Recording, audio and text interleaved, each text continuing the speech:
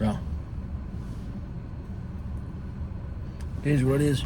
We're sitting here in a Corolla smoking a strong cigar known as Aganorsa leaf, Supreme leaf, provided to us by Saint Sacco. Appreciate that, brother. Not a dark cigar. 65% darkness as far as the whole profile. I can't stress that enough. Very heavy, very strong though. I'm at a heavy, medium, full. We just got this thing started, baby. Intense, rich black pepper, very strong, like a dry wood. The cigar does not have an oily or buttery feel to it. You're not gonna get creamy, nutty caramel and vanilla and little light cinnamon. It's not. It's the opposite of like a red dot. Okay, the Aganorsa Supreme Leaf is an aggressive, not a dark cigar. Darker than a Connecticut. Not as dark as like a very dark Sun Grill. But it's a powerhouse. It's intense. The best example to compare it to that you could, in your mental, you could relate to, is like a Padron. It's better than a Padron 1000. Not as good as a Padron 64 Natural on both sides. 1000 series Natural. So picture right in the middle. This would be perfect right in the middle as far as interior and price point. It's gonna be a little more than a Natural 1000, 2000, and it's gonna be cheaper than a Natural Padron 64. Now this is the 2022 release, I think, with Aganorsa leaf. I'm pretty sure, and I'm not sure at all. The Supreme leaf, I think, it comes out every year. They try to do a new size. Like I think there's a, is it a Salomon coming out pretty soon or something like that, or Figurado? So this was last year, 5x54. I don't think I had in this size. I think I had it before in a right. What was that?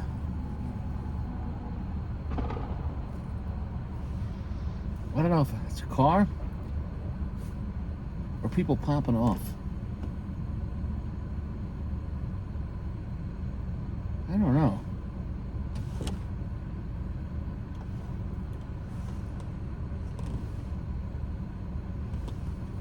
Well, either way, it is.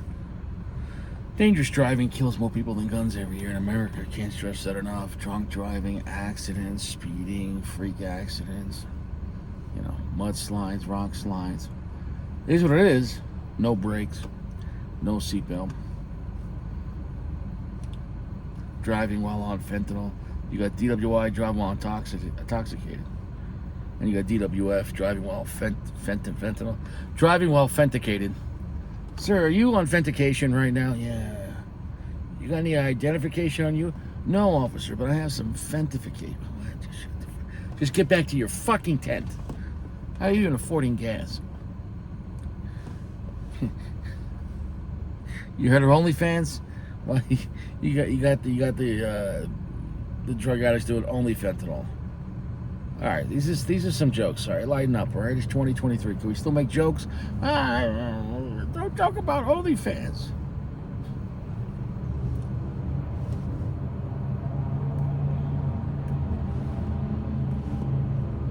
It's an impressive cigar.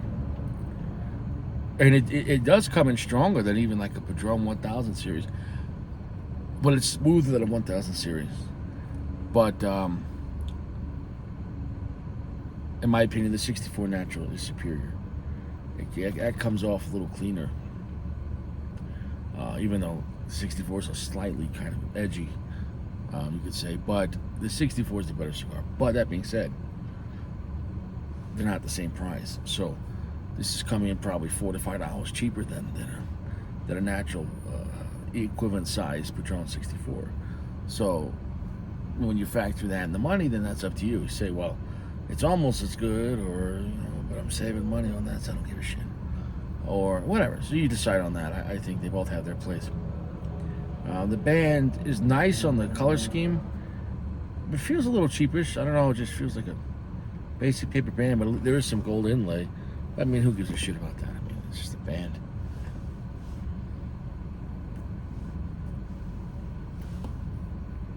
Strong, bold. Tons of black pepper, now saltiness. Rock salt's going on the finish. Lots of earth, lots of sourdough, lots of dry cedar. Feels a little Cuban-esque. It feels a little kind of like an Habano, but not. It has some similar notes, but okay. For example, my baseline Habano, just get a Oliva O in your mind, and then you know what Habano is, kind of cigars, and then from there you can go to higher tier or lower tier, and then just get better and more smoother and or more classy, etc. But the point is, so you have an idea what I'm talking about. But no, it's a better cigar than Oliva O.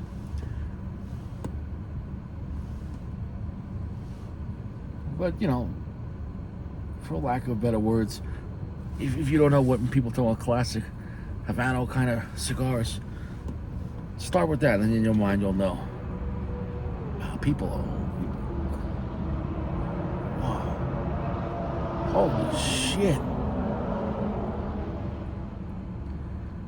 I gotta go out there with a radar. I honestly think the average speed on this road is 100 to 150 miles an hour. I'm not even joking. I think the fucking city bus is doing 85 miles an hour. Nobody gives a shit. We're gonna come back. Not for newbies. Bring some water with this cigar. Has a little bit of a drying effect on the tongue. No sweetness on the cigar, baby. No creaminess and no oily or butteriness. This is a strong, dry, kind of intense kind of cigar.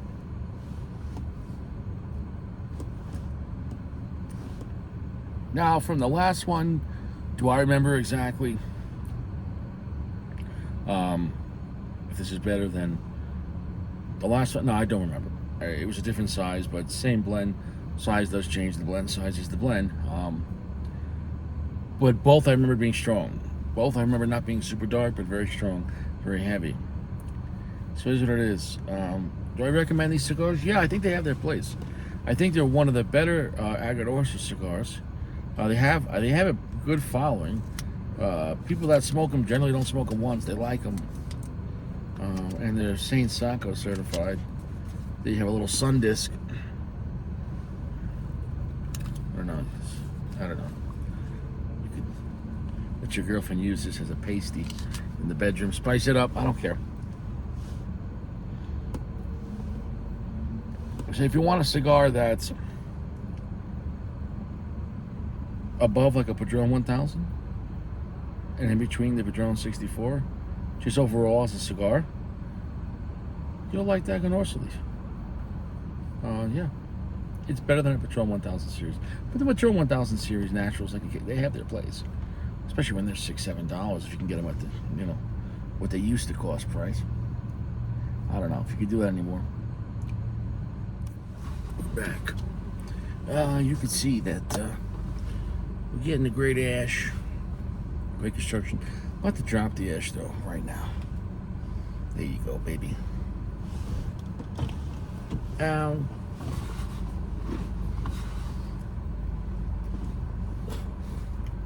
Still a heavy medium full.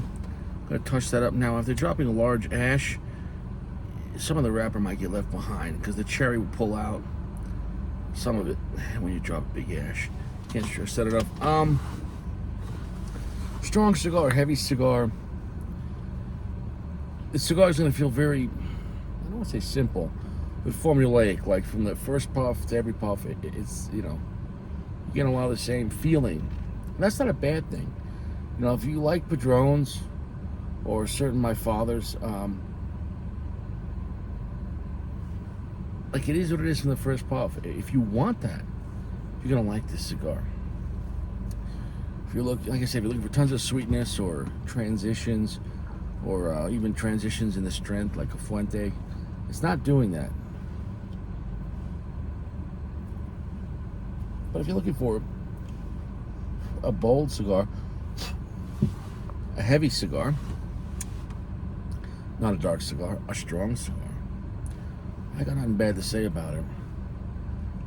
The cigar is going to be, I think, a solid 4.5 in this size. It's been quite enjoyable. Like I said, I think you just got to know going into it, what you're going to get out of it. Don't expect like a Fuente, Hemingway, Maduro kind of vibe.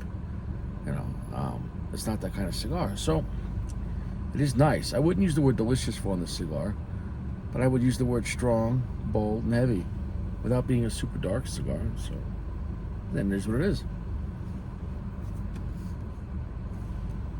It's kind of a very easy cigar to review. It's exactly, what it is. First puff, last puff.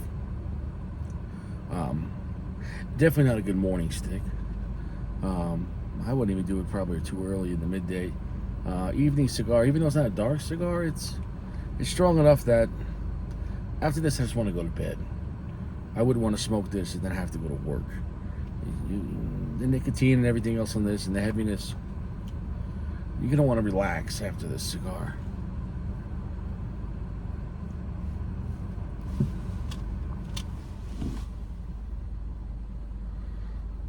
Not a buttery cigar, not an oily cigar, not a sweet cigar. Lots of rich dry cedar, lots of black pepper spice. I mean, a lot. Good amount of earth. It's quite leathery. There's no nuttiness, there's no sweetness, no creaminess. So, if those are ideas, something you would enjoy, then yeah. I just can't stress enough bringing it back to, around the Padron 1000, 2000 naturals, and in between the Padron 64 natural, then that's where this cigar is. In both price point, quality, age, and value, that's exactly where I'd put this cigar.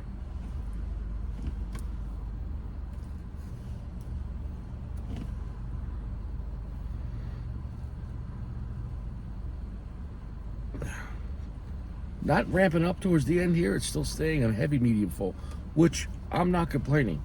We'll see in the last third if this pushes, real full strength, but it's strong enough.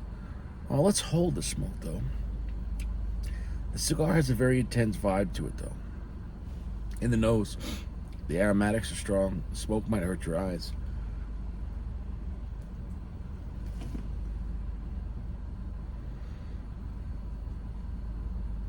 What's funny on that is holding the smoke isn't more intense than just puffing on it, which that's unique in itself, because normally when you hold the smoke, the cigar, you feel stronger because you're getting the true intent, but you're getting the true intent on this cigar just from the puffing on this thing. It's strong. It's heavy, medium, full. It'll wake you the hell up. So you do what you want. Not a cigar if you want to relax. That's just my opinion. You like a classic My Father, shit like that. You're gonna enjoy this cigar.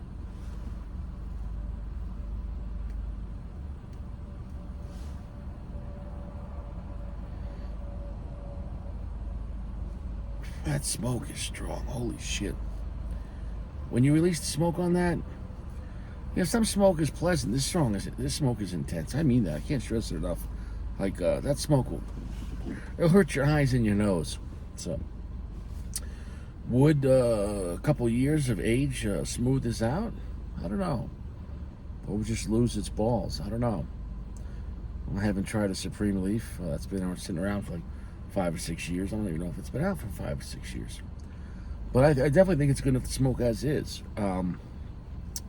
I do recommend these cigars. It's not a cigar you have to, jump out of your seats to go get. But if you do see it, and you're looking for a very solid, a very strong, not a very dark, very heavy, not a sweet cigar, not a complex cigar, bold from the first puff to the last puff, mid-tier cigar, mid-tier pricing, then I see nothing wrong with it. 4.5, it's a solid cigar.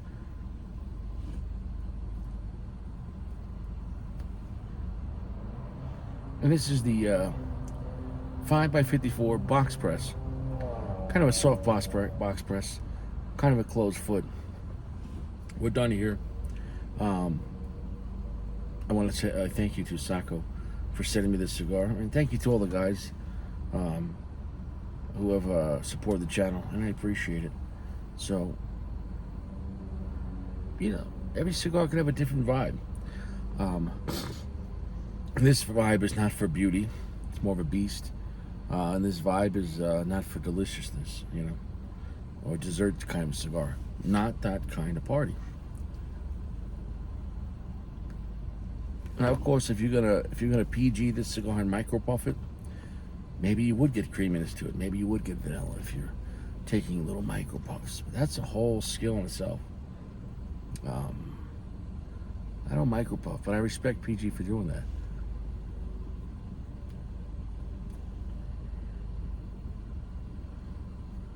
That's it. We're done here. Aganorsa leaf, Nicaraguan Puro, solid stick. That's definitely enjoyable.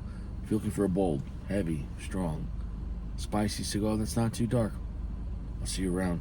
Stay fresh. Oh, I watched this movie today called The Jerk. I never watched it before with Steve Martin. Kind of a little bit of a slapstick movie, kind of funny, a little bit of dark humor, definitely for adults. But the movie is about kind of a guy who's kind of slow, he's kind of retarded. But he goes throughout his life, and he was adopted by a family of different background. So in the movie, he didn't realize, I guess, he was white. And then throughout the movie, it's always little short tales of all these stupid situations he gets into. And he ends up making up a stupid idea, becoming a millionaire, and then losing it all. The point of the movie, when I was watching it, if you watch it, I was like, this is pretty much the plot to Forrest Gump, but it's like Forrest Gump came out 20 years later, 4 years later. So the point is, Forrest Gump totally ripped off the movie The Jerk. I can't stress it enough. Watch the movie The Jerk, and when you realize the way the story's set up, him just going throughout the country, going on a journey, and it literally was like, wait a second, this is like a R-rated dark humor. So basically, Forrest Gump just made a PG-13 version, involved, more of American history with the Vietnam War and everything else, and AIDS with Jenny, and him investing in the shrimp boat, with his buddy there. But anyways, flat out, I could say this with sincerity, that the movie Forrest Gump totally ripped off the movie The Jerk. Can't stress it enough. I don't know if anyone else realized that. I'll see you around. Stay fresh.